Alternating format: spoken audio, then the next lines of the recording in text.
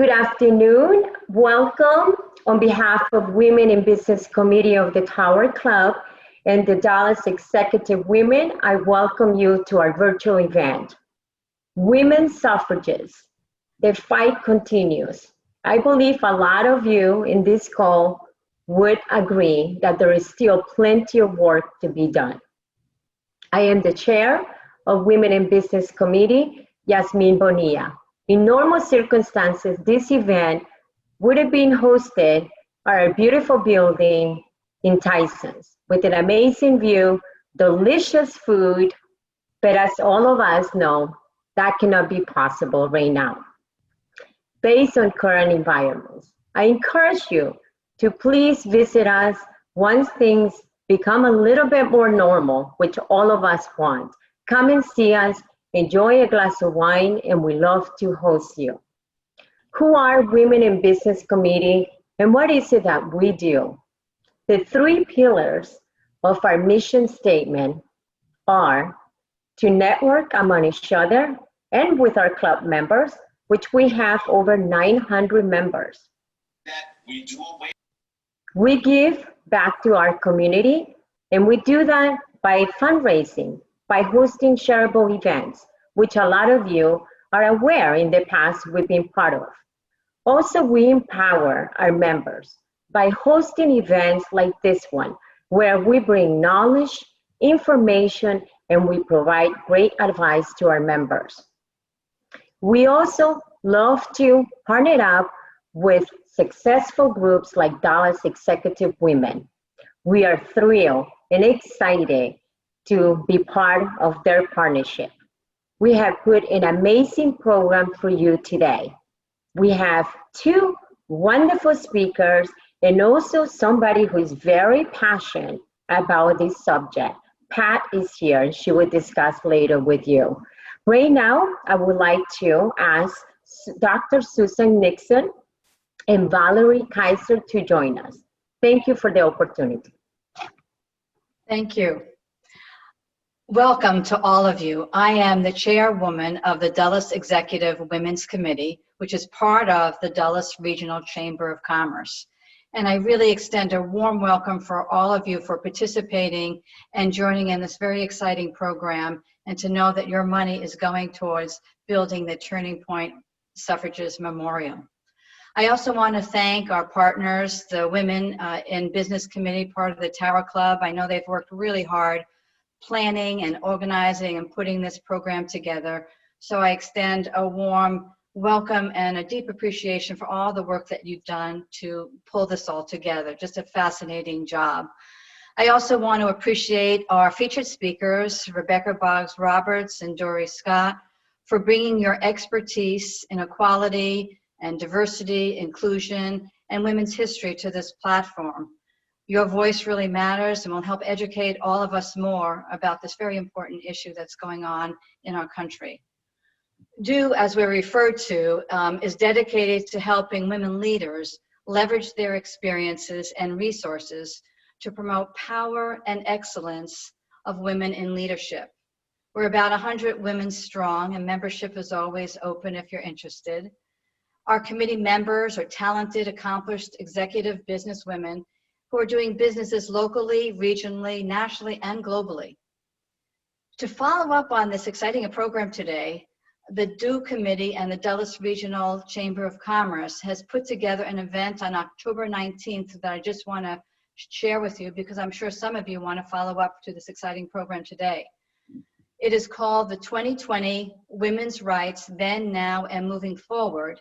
It will be a Zoom event on October 19th with features, panelists, Congresswoman Jennifer Wexton and Virginia State Senator Jennifer Boysko, and introductions with Pat Worth. We will talk about the legal issues and what's happening in the legislative about women's rights, equality, inclusion. All 100% of our proceeds will also go and be donated to Turning Point Suffragist Memorial. There's more information on the Dallas website. Please visit it, and it will be posted either today or tomorrow.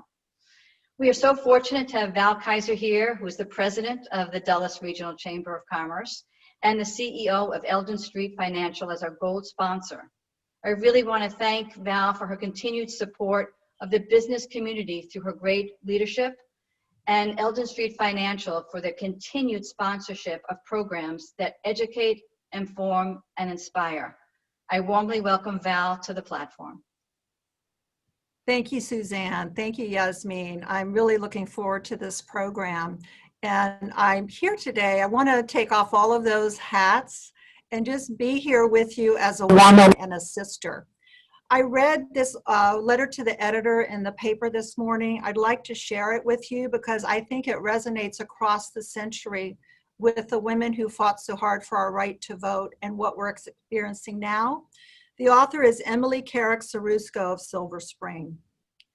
Like many American women, I woke up Saturday morning feeling as though the ground was falling out from under me with no end in sight. Justice Ruth Bader Ginsburg was my wall against forces that seem intent on wiping away my humanity. Knowing she was there, giving everything she had to push forward for my rights was solace in an uncertain world. Now that's gone. I feel as though the floodgates are open and it's only a matter of time before my rights to make decisions about my body, to demand equal treatment under the law at work and at home will be gone. I have 2 daughters and a niece. I'm terrified for their future, but as a wise woman told me, it was never Justice Ginsburg's job to be immortal. It was never up to her to carry on this fight. Instead, she leaves us with a blueprint to follow. Her life serves as an example of fighting against seemingly impossible odds and never giving up. The odds may seem impossible now, but we can't give up. And the first step in the fight ahead is casting our vote on November 3rd, what those women who fought so hard for us for. We have power. Let's use it. Thank you. Thank you so much, Valerie. Thank you, all of you, for your sponsorship. Thank you for spreading the word.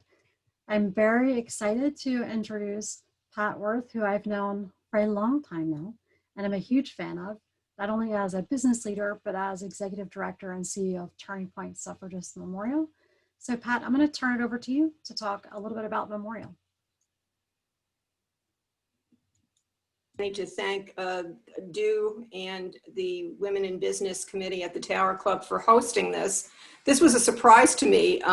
These 2 organizations got together and said, Pat, guess what? We're putting a fundraiser on for you. And I said, what?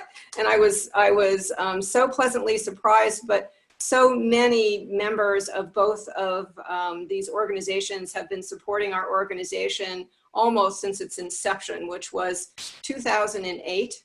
The mission of our organization is to educate, inspire, and empower present and future generations to remain vigilant in the quest for equal rights. Very timely mission. The first goal to accomplish that mission was to build a memorial to honor and commemorate all of the suffragists who fought for more than 7 decades to win the vote for American women. It has been one of the things that I found very quickly in trying to fundraise for this memorial was that the suffrage movement and these women were the best kept secrets in American history. It's very hard to fundraise for a movement and individuals that most people never heard of. And the reason for that, as one of our historians, Edith Mayo, likes to say, the white men who wrote the history books didn't think it was important, and so they left it out. And indeed, it has been a struggle to raise the money to build this memorial because of that. However, by the end of February this year, we were able to actually have all of our funding in place to build the entire memorial as designed and what you can see in front of you right now. And that included money from both the Commonwealth of Virginia and Fairfax County, and those were funds that were approved but not processed. And then what do you suppose happened? March marched along and the pandemic hit our country, and those funds were rescinded, and that was a total of $850,000. So that was a really, really big hit. And I felt like, oh my gosh, I'm back to square one. But it's really not that bad, but nonetheless, what it has done now is, rather than being able to move forward and build the memorial, one day after another until it's done, we're having to build it in stages. So I'm happy to tell you that this memorial, which will be a visual symbol and an educational tool to elevate these mostly unknown women to their proper place in history, the first stage of construction will be done literally in a couple of weeks. I was at the construction site this morning. I was there yesterday. I was there on Monday. I'm going back this afternoon. I mean, there's a lot of really exciting things that are going on right now, but we're getting down to the end of stage one in our construction. And what that includes is what you see in this rendering is a lot of concrete. You see plazas, you just see endless concrete. So all of the concrete work will be done. There are 3 plazas that are all connected. They will be finished. There's a donor wall. You can see that to the right. That will be finished. There are 19 information stations that will be completed. There's a suffragist memorial wall. It's going to look a little different than what's in this rendering, but that will be done. And for those of you who haven't heard the good news, we've been working with the Women's Suffrage Centennial Commission that was established by Congress. And they helped me go to the National Park Service and actually we're going to get a piece of the historic White House fence in front of which suffragists picketed in 1917. And we're going to be able to install that in the memorial. It'll be a display. And you women that like to wear your hats and your sashes and carry banners, you can come and you can have your picture taken right in front of the exact same fence that these suffragists did. So that's pretty exciting. I need about $200,000 more right now to finish what we're calling stage 2. And we need to finish stage 2 so that we can get this memorial open. It won't finish everything, but to get the memorial open. And those elements include things like final grading of the area, seeding the area. We need exit pathways. This morning I was down there because I'm meeting with a company that can put in irrigation systems and landscaping companies. So there's just a lot more detail that needs to be done to get us to the point where we can actually open up and let people see what we have. And then the third and final stage will be, you can see that rotunda in the middle of the third plaza, and then behind that you can see a fence. And also there are replica White House gates that we fabricated, and we need about $400,000 for that. So that's kind of where we are right now. We're moving along. I feel really good. I have a couple of irons in the fire where we may very well, possibly, hopefully, every body part crossed that this is going to happen, that we may get some significant funding coming up. So I once again am very grateful for this opportunity to tell you a little bit about the memorial, and for further information you can go on our website. We have tons of information there, and also you can find contact for me as well. So thank you everybody. It's great to be here today. Thank you so much, Pat. I know we will be there, hats and sashes on, as soon as that photo op is ready, so just let us know. And with that, let me move into our panel, and I'll introduce quickly and then go ahead and dive right in. So Jan Molino from Aspire Ascend, our president and CEO of Aspire Ascend, will be moderating our panel. If you have questions, please make sure you put them in chat. Stephanie will keep an eye on them, as well as I. And then we have Rebecca Boggs Roberts and Dorri Scott. And I'm very excited to have both of them here to join. The last time I saw Rebecca Roberts was actually for a Turning Point Suffragist Memorial event. And I love both of the work you have done. So with that, I'm going to hand it over to Jan to get us started. Thank you so much. And it's so good to be here today. It was a century ago that the 19th Amendment to the US Constitution made voting a right regardless of gender. But it was a watershed moment that excluded millions of women, including women of color, from the ballot box for generations. This 1913 suffragists planned a massive march to coincide with the inauguration of Woodrow Wilson. But it was a turning point in the fight to vote, the fight to win the vote, which actually took place 7 years later in 1920. But the reality is that suffrage still remains a work in progress today. You know, there are women that are living in states where there is voter suppression and other barriers to voting. And the saddest thing happened last Friday. We lost a giant in the fight for women's rights when Justice Ruth Bader Ginsburg left us. But she fought one case at a time and toppled that wall of gender equality. Yet the 19th Amendment remains an unfinished business. And we're going to start our conversation with that today. So we're going to start with you, Rebecca. So, what parallels do you see between the suffrage movement and the contemporary movement that is going on today? Thank you, all of you, for having me and for adapting to this funny format. I am eager to explore these issues. It's been so nice with this centennial of suffrage this year, this sort of white hot spotlight being shined on these issues, including the limitations of the movement. I think that, you know, as Pat mentioned earlier, the exclusion of women from American history is sexist and wrong and bad history. And it's really tempting to correct that by elevating these women up onto sort of gold and bronze pedestals and saying they were perfect. And they absolutely were not. And so being able to have good history that includes the flaws and mistakes of the movement, I think only makes us all more aware of how change happens, how American society progresses.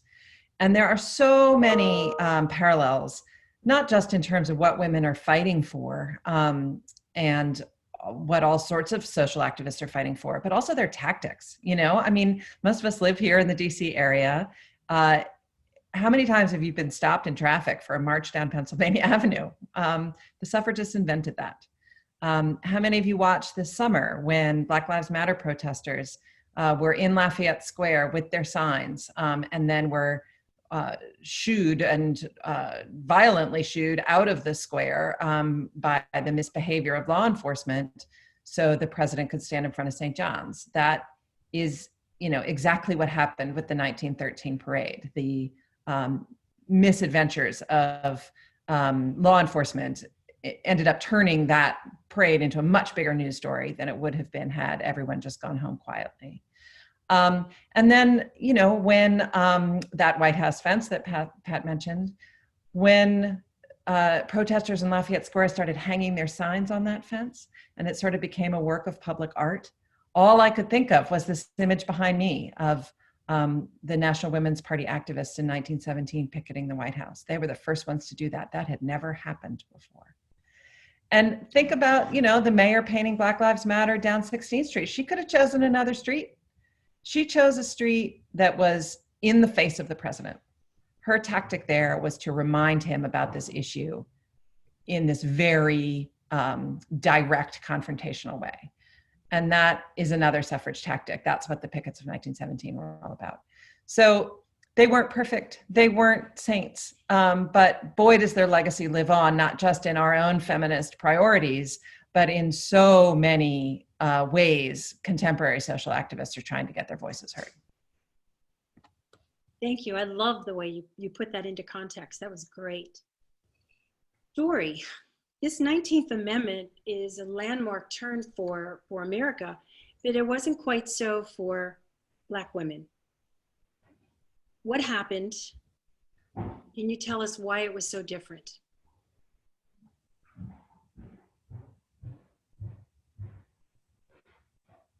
I think you're muted, Dorri. Okay, there. Am I unmuted now? Yep, you're good. Thank you so much. Thank you so much. And I want to thank the ladies for having me. And if there are a few gentlemen, thank you for having me as well. When we talk about what's happened or what's different for women of color, particularly African-American women, there's always another story. And the other story is we've been pushed aside. We've been asked to take a different place. We've been asked to sit down. We've been asked to be a part of it, but not in the forefront, which has been hurtful, which has been ugly, and that's a part of America's ugly history. So when we talk about the 19th Amendment, I want you to remember, I celebrate, as do all women, But I also am reminded that in 1965 is when it really began for women and Black women of color. We had laws in the United States that did not enable people of color to vote, Jim Crow laws in the South. So when we talk about that, we have to remember women got the right to vote, but Jim Crow laws prevented African Americans, not just women, from voting. So that's a sad part of the story. And when we look at the history of America, we see that throughout all of the history about what's going on. And we look at something, think about it this way. There's the front of the book, which is the front story, the cover. And then there's the back of the book and there's a story. But the real story, the richness, is in the middle of the book. And we are part of the richness, which is the middle of the book. Oh, I love that. Thank you. That was beautiful. Rebecca, why do you think the suffrage movement took so long to succeed? I mean, it seems like a long time. Yeah, it was 72 years. I mean, and that's if you date the inception to Seneca Falls, and there's an argument to be made that it was earlier. But the suffragists themselves like to encourage the origin myth of Seneca Falls. So that was 1848. And then the final ratification of the 19th Amendment was 1920. So it wasn't just a long time, it was a hugely turbulent time in American history. Think of the difference of America in 1848 when slavery was legal, when the Civil War hadn't been fought, to 1920, which was sort of the end of the progressive era and the end of World War I. And I think it took a long time for a couple of reasons. One is that amending the Constitution is really hard. It should be hard. That's why it's lasted so long. If it swayed with fashion and fad, it wouldn't be such an important document. I think also it's really hard to remember how shocking the idea of women voting was at the beginning. It would be like if I stood up right now and said it's really important that cats have the right to vote. And so, you know, in 1848, when the women gathered at Seneca Falls and put together their Declaration of Sentiments, they were fighting for a lot of things. They were fighting for married women's property rights. They were fighting for issues around child custody and domestic violence. And when Elizabeth Cady Stanton wanted to add the vote, other women there who were radical women were worried that she was making them ridiculous. It was so out of step with what society viewed as normal. But again, I find that liberating, right? If you sit here and think, God, it's going to take so much to get my cause to become mainstream. Think about how long marriage equality seemed crazy, how long 18-year-olds voting seemed crazy, you know, whatever it is. And you can look back on a really long movement and think, God, that took forever. Why did it take so long for people to recognize that women were citizens with the full rights of citizenship? But there were incremental victories along the way. And I think that's a really big lesson for contemporary activists to learn too, that, yeah, it may seem like you're not getting your big goal, but you might be getting some little goals, and you might be getting some hard to measure goals. You might be changing some minds. You might be pushing the continuum of thought where the radical feels less radical. And that is important work. It just sometimes doesn't feel like it at the time. Sometimes you need the lens of history to realize how much progress has actually been made. So do you think that actually is happening right now? No question. I mean, I think that there's a lot of reasons why people are waking up to issues of systemic racism and police brutality and things like that, and not least of which is, you know, video. But if you look at how many people are taking as a given that systemic racism is a problem in this country, and you might think, wow, really? We have to start with racism is bad, you know? But a generation ago, you did. A generation ago, you had to start with racism is bad. And that is progress. It's not enough, and it's incredibly slow and frustrating, but it is progress nonetheless. Can I comment on that, if I might? Sure, go right ahead. I think you're making a very good point here. I think that the word racist or racism has always been an ugly word. And I think what's happening today, while it's still an ugly word, people are open to discussing it. But at the same time, when particularly women of color are saying, your white privilege is in your way, or the way in which you're talking to me is not the way I want to be spoken to, we're going to need for us to join together for white women to understand we're part of this. We are part of the system. We are part of the change. Hear us, and hear us loudly and clearly. We are in this together. Don't leave us behind any longer. So Rebecca, you're making an excellent point. We've got to talk about the ugly side of racism and fake systemic racism as it's hurt many of us in the system. Black people have always talked about race. Black people talk about race in our homes. We raise our children to understand that. It's now time for all of us to begin to speak about this openly, and Black and white women, we need to come together and talk about it. But we've got to take down our fears. We've got to let them down, open up our eyes and ears and say, this is our problem. This is ours together to make it better. I totally agree with Dorri, and I think that that is one of the signs that shows progress is being made. And I don't want to pat us privileged white women on the back too much, but there is a history where it felt like racism wasn't me, right? Racism is Southern men in white hoods. Racism is me. If I don't recognize that I'm coming from a position of privilege and that the system works in my favor because I am an educated, affluent, healthy, straight white female, I've got all kinds of advantages, right? So it's progress to be able to think in those terms. Yeah. Those are excellent points.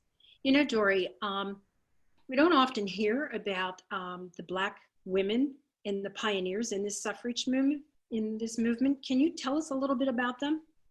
We certainly can. And I will tell you, it's not just Black women that are not shown in our history. The textbooks, as we know, were written by predominantly white males. Yeah.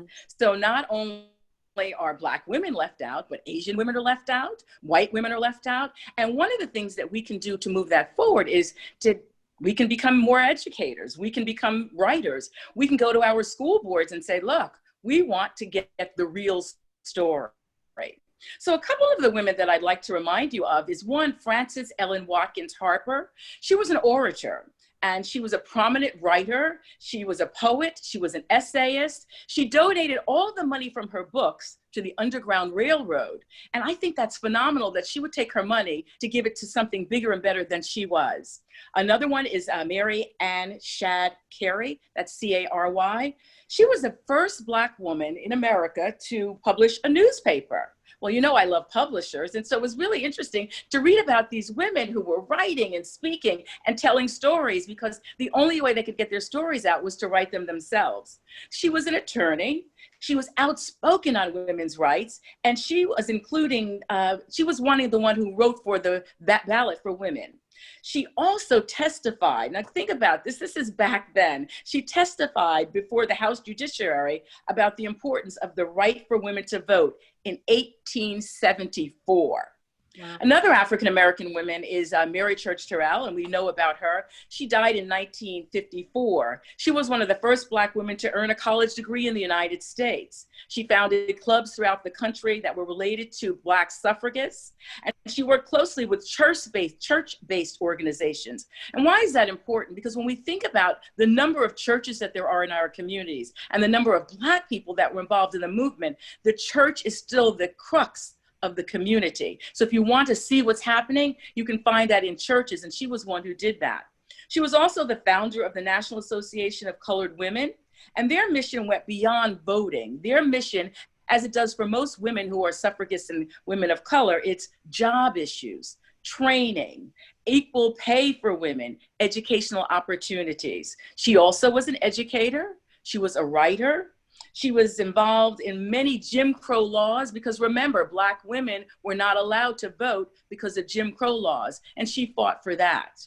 Another one that we all know or recognize the name, and that is Ida B. Wells. Ida B. Wells, one of my favorites. She was also known as Lola, and she wrote under that pen name Lola. She was the founder also of the NAACP along with W.B. Du Bois. She owned 2 newspapers, and she wrote to tell the story of women. These were women that were fighting, that were pushing, and they also knew the difference at the time for being a Black woman in the suffragists and a white woman. She also met Alice Paul, and Alice Paul asked her to step and walk at the back of the march. And of course, like a strong sister girl, y'all know what a sister girl is, she said, either I go with you or not at all. I am not taking this stand because I personally wish for recognition. I'm doing this for the future benefit of my whole race. And I must tell you that there were 22 very strong, bright women out of Howard University who founded Delta Sigma Theta Sorority Incorporated, and they were part of the march, and they were part of the suffragists. And I stand with these women today. We are still very active in the community, and I'm just going to holler out to all of my sorority sisters who stand with me with the giants who fought for us to have the right to vote. So those are a few. I think that we need to continue to look deeper. Part of the problem is we didn't write it down. Some of the history is hidden. And because Black women were asked to step in the back, they were not given the credit, nor were they given the opportunity to shine. But again, those Delta women, they said, we will march and we will do it with you. And I think about this. I think about 19 college women at Howard, their parents sending them off to go to college, and these women saying, oh, there's a march for women's rights, women to have the right to vote. We're going to be part of this. And they stood with those women. Now, I know most of us wear white, and I want to tell you that I have on black today because in our tradition as Delta women, when we're seasoned Deltas, we wear our pearls. So I have on my pearls, and we wear black. So we stand firm, united in that. And they look beautiful.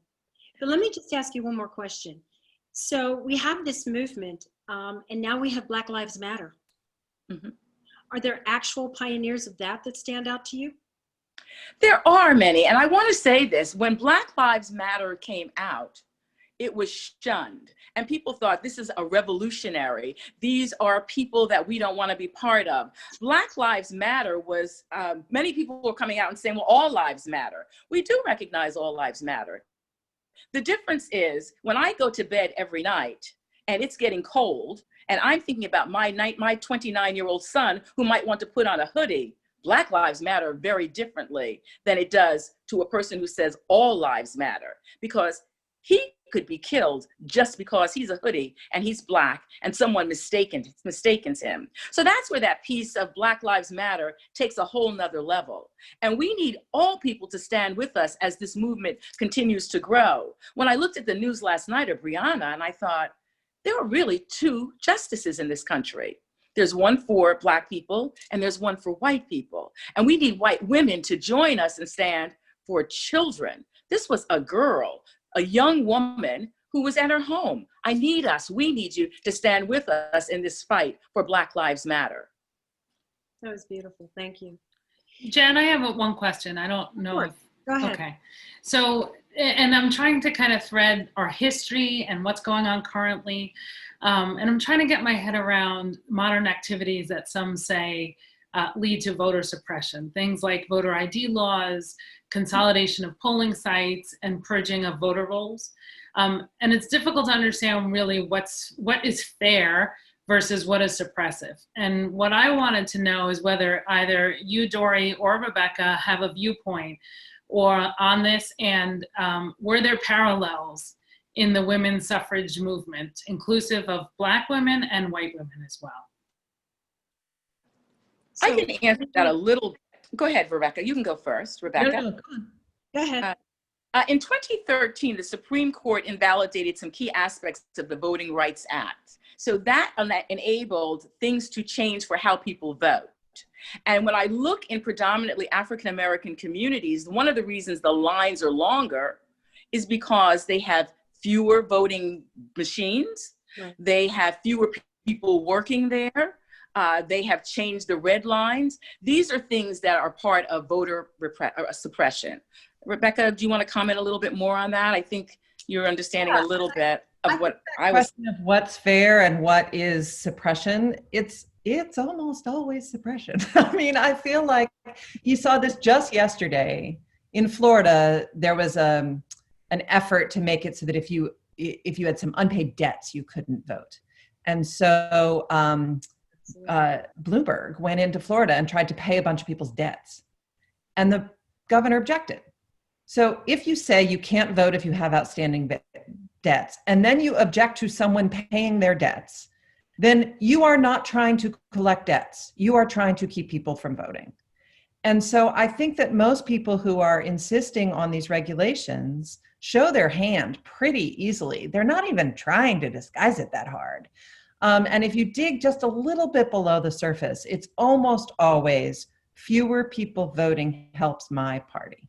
And if you are part of the party where you want fewer people to vote, I would argue that maybe you should rethink what you stand for, but that is not for me to say. What is for me to say is, if you are a US citizen, with a very few exceptions, you have the right to vote, and it shouldn't be hard. And if we have to err on the side of voter fraud versus voter suppression, err on the side of letting more people vote. It's a democracy. And the evidence also suggests that voter fraud just basically isn't a problem in any, statistically significant way. So I feel like that line is pretty clear. Let people vote. I agree with you on the let people vote. I want to give you another example of how I've personally experienced it.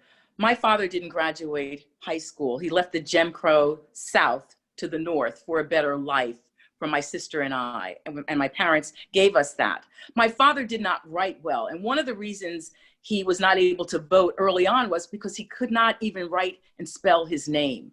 And they said, if you cannot do that, you cannot vote. And that is how my parents got involved with the civil rights movement, because he knew that he had the right to vote. So this is a man who was not able to vote because he didn't learn to write, because he didn't learn to speak well, because he grew up in the segregated South. His right was being denied based on his race. And we still have that happening today.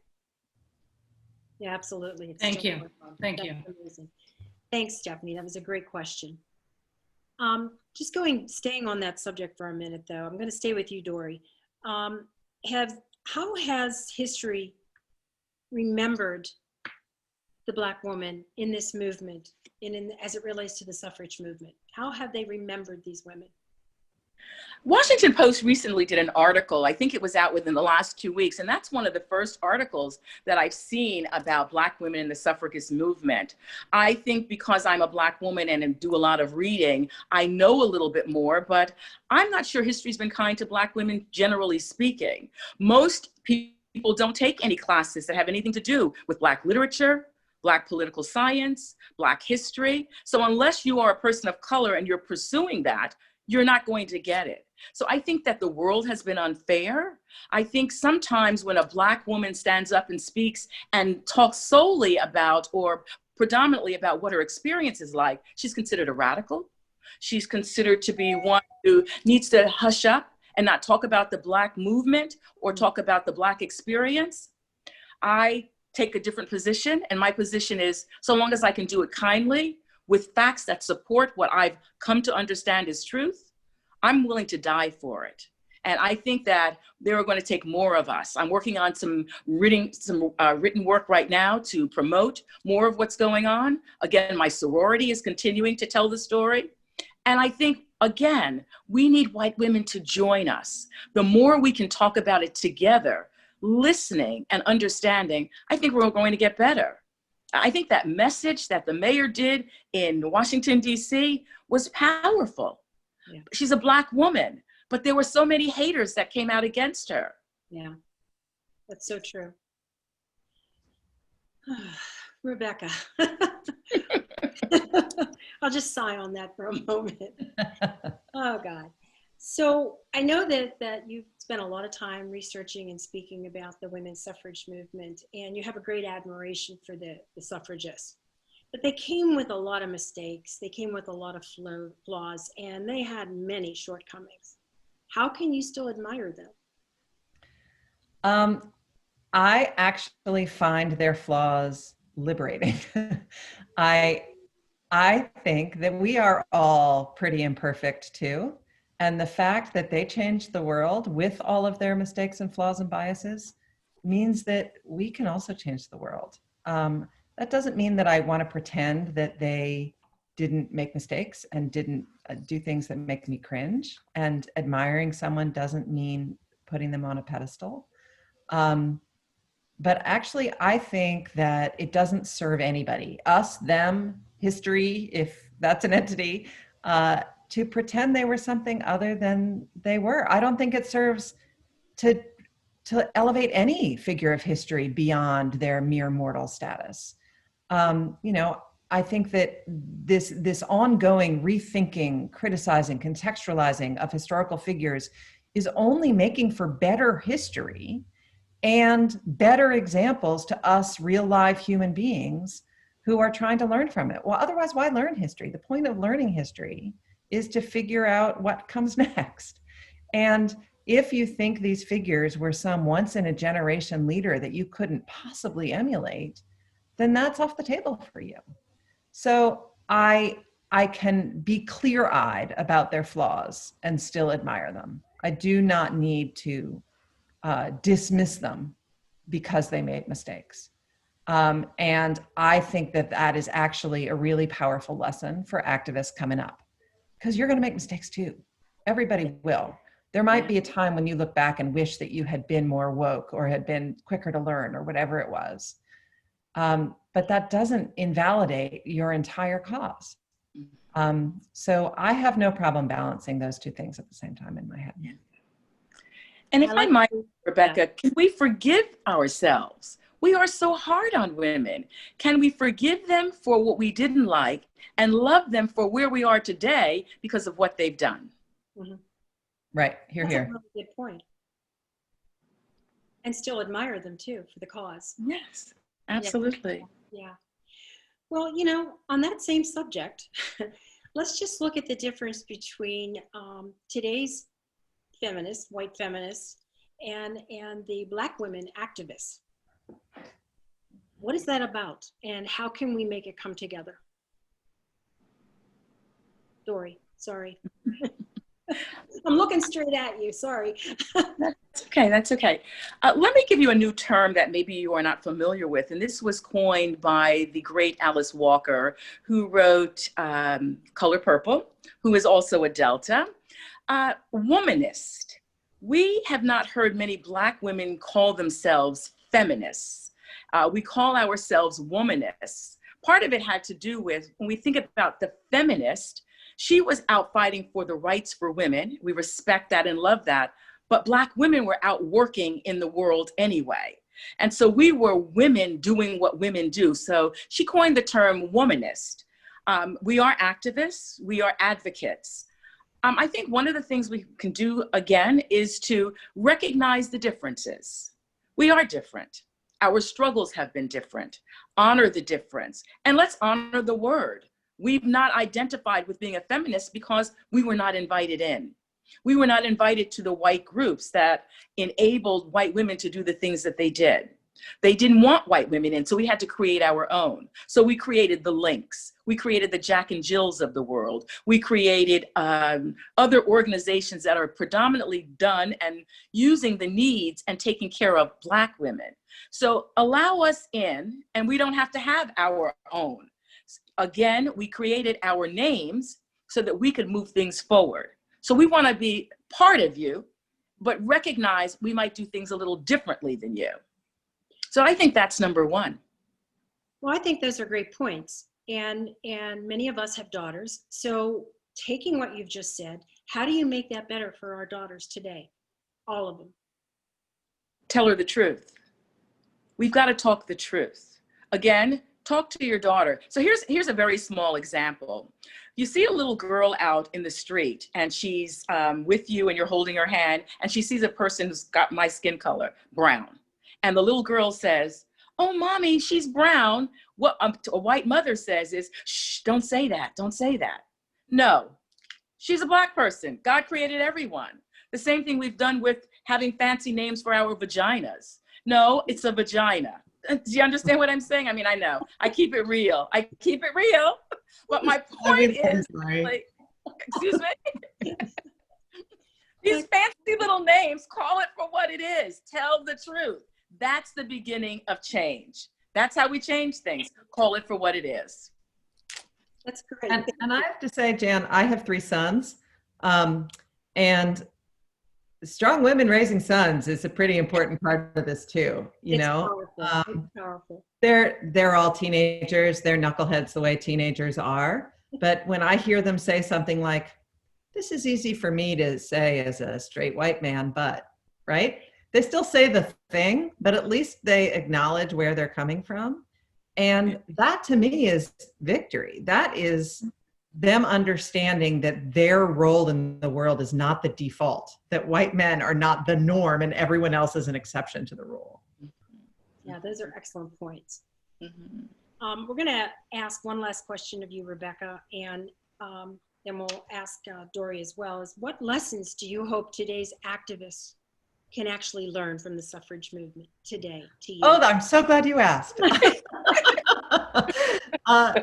So there are so many, and this, I actually have a new book out about this for young readers, about taking lessons from the suffrage movement to become an activist yourself, with my co-writer, Lucinda Robb, who is Chuck and Linda Robb's daughter, Lyndon and Lady Bird Johnson's granddaughter, and a dear friend of mine. So we both, you know, have been steeped in women's history, have been steeped in feminist causes, and we wanted to make this history relevant by talking about what you can then do with these lessons. So we've talked about some of them, right? Like, it might take a long time. Keep it up. Weather on through the hard times. Look for allies. And also check yourself, you know, every so often evaluate what you're doing and see where you're going wrong and where you could do better. And then I think there are all kinds of tactical lessons. Pay attention to how things look, right? Make a message go viral. The picketers behind me in my picture, that is the 1917 equivalent of a tweet. You know, I think there's so many, not just the kind of big, be brave, have the courage of your convictions lessons, but these very specific, how to weather social changes, how to find the people you need to get something done you can't do yourself, how to fundraise. Pat could teach you a lesson on all of that. Yes. You know, it's so vital, not just because these stories were left out of history and because it's, you know, important to have these role models, and all of that is true, but actually there's really practical good lessons for how to affect change if you look at the suffrage movement. Oh, that is so true. Dorri, you want to add to that? I think she's basically said everything. Let me just say this. We have school boards, and school boards make decisions about those textbooks. I am big on history. As you know, I'm the director of an education program at a local mental health clinic. And I want you to understand that we need people to go to those school boards and get that information out that we need to change the textbooks. It is time for us to put our history there and make sure our children are getting the truth. So I go back to tell the truth. Rebecca said it, allyship. We need to line up together and let's talk to each other differently. Can we honor each other's differences and find a way to move it forward without being defensive? Those are great points. Excellent points. You know, today women make up more than half of the American electorate, and women today are more engaged in politics than they have ever been. They are marching on state capitals. They are voting at higher rates, and I must say that the Black woman is carrying the vote. They have run for local office, and now we have seeking presidencies in record numbers. So unfortunately, women still remain underrepresented in the government and the nation's executive rank. So I see some of the questions in the bottom, and one of them is, how can we get involved and how can we change this? And do you have thoughts on this, either one of you? I'm eager to hear what Dorri has to say, but I will say, start somewhere, right? That's my biggest advice. Yeah. If you don't feel like you can affect systemic racism or climate change or something massive, start somewhere. Get a stop sign at the end of your block. Go to the school board and talk about how things are being taught. But don't let the massive size of the problems we face send you into paralysis where you do nothing. I think doing nothing is actually the only wrong answer. Everything else, just do it. Just start somewhere.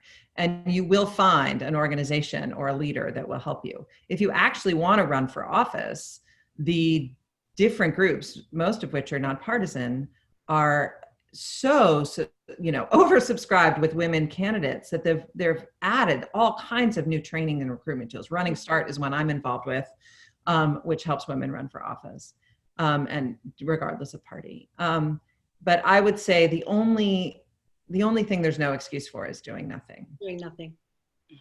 Dorri, would you second that? I would second that. And I would say to you, I mean, she's right. This systemic racism that prevails in America must stop. And it stops with us. And I'm asking every white woman to do her race work in order to understand what's happening on the other side. Because what you're seeing with Black women rising and Black women coming together and that sisterhood that we bring to the table, that's something that we can help our sisters understand in a very different way. Learn from us, live with us, and let's love each other. I love it. Thank you. Thank you. You know, I asked a couple people before we got on today what they thought we should do to get involved and how we can change things. And they gave us a couple ideas. You know, one was to write letters to the editor and op-eds to your local paper, because remember, every politics is local. And so if you start writing op-eds to the paper and getting a group of like-minded women together to send a letter to the editor is very powerful. And I think the one that's really important is to offer to write that op-ed or that letter for your local legislator and get them to sign it and get it in the paper, because it's much more powerful if that happens. Jan, may I also just share a small example in the way that I'm trying? And that's, I'm a member of many Facebook groups, as many of us are. And after our Ruth Bader Ginsburg's passing, I wrote a passage and I posted it in many of the groups. But it's how to honor her legacy and really encouraging people to vote, but also advocating and saying, look, I'll find out anything you need to know about the process, where to vote, early voting, absentee, mail votes. And I got actually quite a few messages and questions that I was able to give answers to. So in that small way, I'm hoping that I can encourage people to get out and vote. And it's actually given me some ideas on how to remain active and encourage people from here until the election. And I'll also volunteer to write letters in North Carolina, because I'd like to flip North Carolina to blue someday, but I can start in one small way. So I think even if we're not, the type to go out and write an op-ed or anything, we can find something in our life that is doable with the time that we have and the capacity that we have. But I think to Rebecca and Dorri's point, it's just don't do nothing, do something. Even if you get one person involved and engaged, that's something. Yeah. Take an elderly person to the voting to get their, you know what I mean? Make sure there are a lot of elderly people that will not be able to get out because of COVID. Make sure they get themselves out. I mean, there are lots of small things we can do. And there are so many things that you can do that you can match your own talent, right? So if the idea of picking up a phone and calling a stranger makes you want to throw up, then there's letter writing. If your handwriting is terrible and you don't have the time to do letter writing, then write a check. Whatever it is, know your own limitations. You don't have to do what your neighbor's doing, but there's some way for you based on your skill and time and resources. Correct. I agree. So Jen gave me something I had never heard from before the last time, and I'm going to have her talk about it. Sure. So I'm putting in chat, there's a organization or website you can go visit, resist.bot, B-O-T. And I put information in here, but if you text the word resist to 50409, it will help you sign up for the state and the legislators that represent you. And through text message, you can chime in on certain issues. You can pick which issues you care about. It will draft messages for you, or you can write your own. And it will, when you text it, it will generate a fax in your legislator's office. It does a few more things, so I encourage you to check it out. Again, resist.bot will take you to the website. You can learn more about it and see if that's something that would help, but it's easy to do from your phone, so to Rebecca's point, if you don't like writing or speaking, you can text. Yeah, that thing is amazing. I just saw it after Jen told me. I was like, oh my God, I'm doing this whole thing. Dorri, were you going to say something? Yeah, I was going to say the NAACP is doing something this evening. So there are local NAACPs around. And I think Oprah's pushing this particular event out. So people can just go online and do that. If you just want to listen, they're going to talk about voting. And I know that all of the areas, Fairfax County, is in need of people to come and work the day of the election day. So there are small things that people can do. And there's still time to register for the course. Yeah, working the polls is a big one because so many poll workers are retired and they're worried about exposure to COVID. And so polling places all over are really nervous that their regular volunteers won't be available. And nonpartisan, right? So if you're uncomfortable taking a big stand, but you just want to like stand in favor of democracy and access to voting, then I think being a poll worker is a really great way to get involved. Those are all great suggestions. And we now are going to turn to the chat room and look at some questions here, and they are really good ones too, quite frankly. I believe, if I can get it to open. So I can start with them. So from Dr. Suzanne Nixon, can you address the current problem with the suppression of the census and how it affects the Electoral College? So the census, I mean, it's really sort of hard to parse all the different problems going on with the census right now, especially because of the epidemic. And I was willing to cut the census a fair amount of slack because the idea of trying to count humans at this time with everyone so nervous and so hard to train volunteers, there's just so many limitations on it. And then someone has come to my door in an affluent neighborhood in Northwest DC 3 times. Not for me, I filled out the census online, but to make sure that I live in a duplex, so the house on the other side of the wall, whether or not the legal apartment in the basement of that house is occupied. Somebody is being, and it was 3 different people came to my door. Somebody's being incredibly diligent about counting the people in my neighborhood. And I am certain that is not the case in neighborhoods that don't look like mine. So it's the kind of thing that you don't necessarily think about as perpetuating systemic problems. But if you are overcounting some people and undercounting some people, then you are baking those issues in, right? DC has more voters in it than like 3 states, but we don't have voting rights in Congress. That's an ongoing fight about whether or not DC should get statehood. An accurate census count would be vital to that.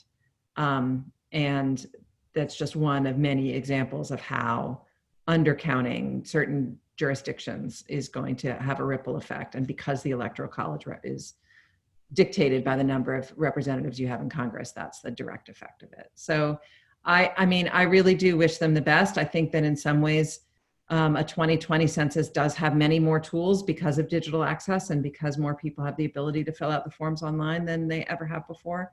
But yeah, it's a challenge. I don't know what else to say about that. It's a problem and you're right to flag it. I agree. I think you've said it all. You know, I find it interesting. I live in a condo building and, you know, we filled out the census right away. And I have young neighbors on both sides of me. And when I say young, I'm talking about married couples in their 20s. And this is the first time I've ever seen census worker come up into our building and actually go to the doors and stand there and fill it out with them. So they knew which ones hadn't completed the census, and they took the time to stand there and get that form filled out, which I appreciate, but I don't know what that says about our young people not filling out the census. Or maybe that's just an anomaly in my building.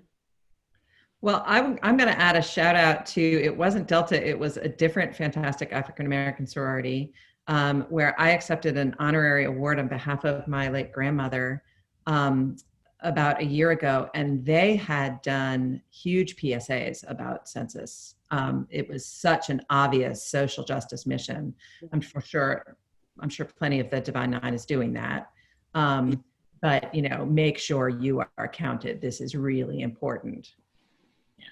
Yeah, and Rebecca, everyone may not know the Divine Nine are all the African-American fraternities and sororities, and there are 9 of them. So that's what she's referring to when she talks about the Divine Nine. And we've always collectively been involved in political action, change, suppression, anything to help and make the communities better. Stephanie, do we have any more questions? Yes, the next question, and I'm going to encourage if anyone else has any last questions, please put them in the chat. The next question comes from Linda, apologize if I get your last name wrong, Titanich.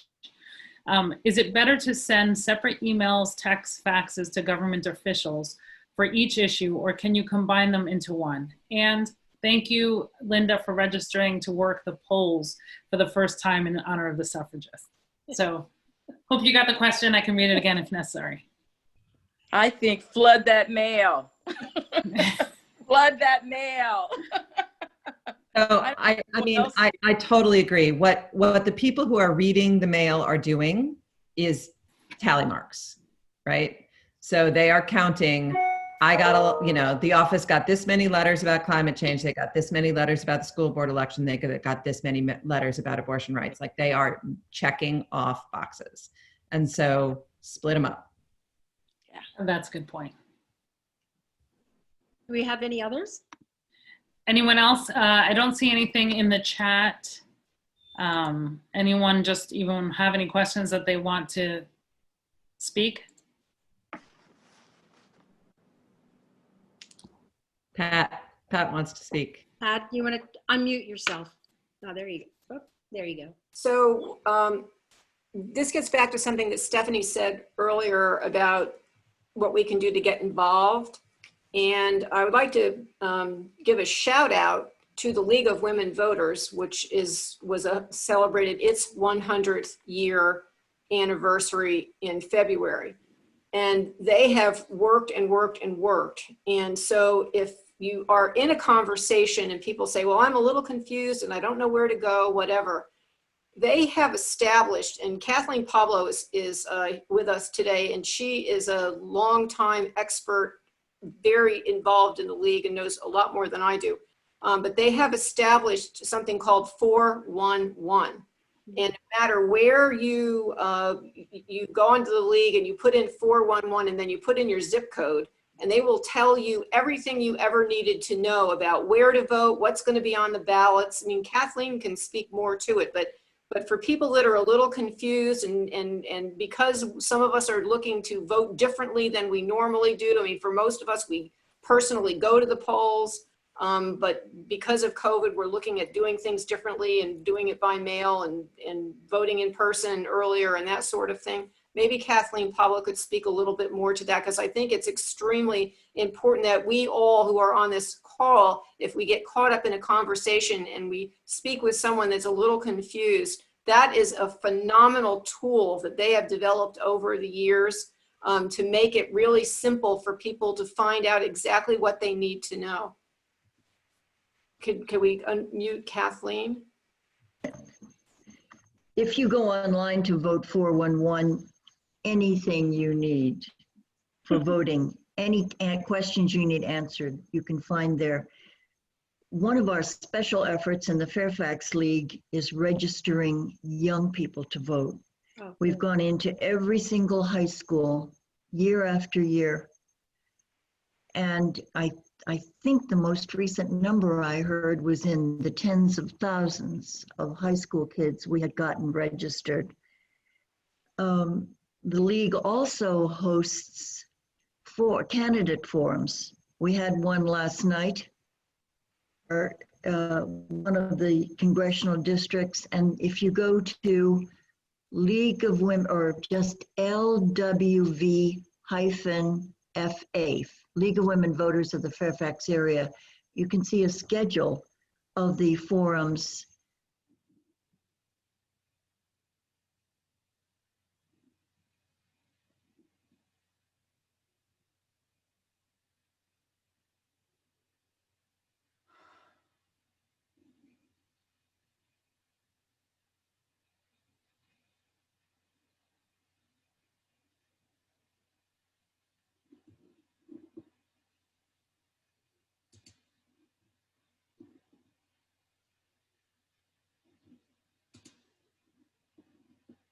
So thank you. In the chat, we've put in a couple links for Vote 411. And just a reminder that early voting has started. It started in September 18th. You can do it in person. There's actually a number of locations. There are resources for more legit voices to convince them that they're wrong, that aren't, we crusty old white people. So I would go to Rock the Vote, depending on what sort of politics they hold. There are spokespeople who are out there, Taylor Swift is out there telling people to register to vote. There are more active, younger, more contemporary voices who are making the argument specifically to teenagers, rather than us just sort of saying it's your civic duty, which I don't think resonates with them very well. And I don't know if you all knew this, but up until recently, 30% of the NBA were not registered to vote. Yeah. And so if your kids are into playing sports, you can now say LeBron James is making sure that everyone gets out to vote, and Oprah's out talking to young people. Another in the communities are synagogues and churches. They are talking to people about voting. They're having race classes. They're having voting information. I would use each of our, our religious organizations in the communities to help get the message out. Our young people might listen to their rabbi or to their minister or to a leader in one of those. That's wonderful. Whoops. Oh yes, I am unmuted. One question came up. Thank you to both of you. Another question came up. I would love to hear Rebecca and Dorri speak a little more about how we support our young people, especially our daughters, in their learning in this area, and how we help carry the torch. I always throw out the question, and that is something like this. Would you give your daughter a black doll if she were white? Would you take a book to your child that had black children in it, or had an Asian child in it? Would you consider taking your child to something that's related to something out of your own culture? I think what we've got to do is enable our children to understand the world from a much greater diversity place versus the world that we know of. I think the other thing is we want to make sure we as parents are not saying one thing and doing another. Yeah, That's great advice. There's so much about parenting that's about leading by example. Getting back to that message of if you tell kids it's their civic duty to vote, they'll be like, wah, wah. And so I think that that's really important. I also do think that kids need to find their own cause. When Lucinda and I first started writing this new book for young readers, we thought we might have to include something convincing young people they could be activists. Something that sort of started from like ginning up the fire within them. And then Malala, Greta, the Parkland kids, the Black Lives Matter movement. There are so many examples of young people using their voices that I don't think we need to convince young people they can be activists anymore. I think they know it. The question is what gets them fired up? And it might not be what gets you fired up.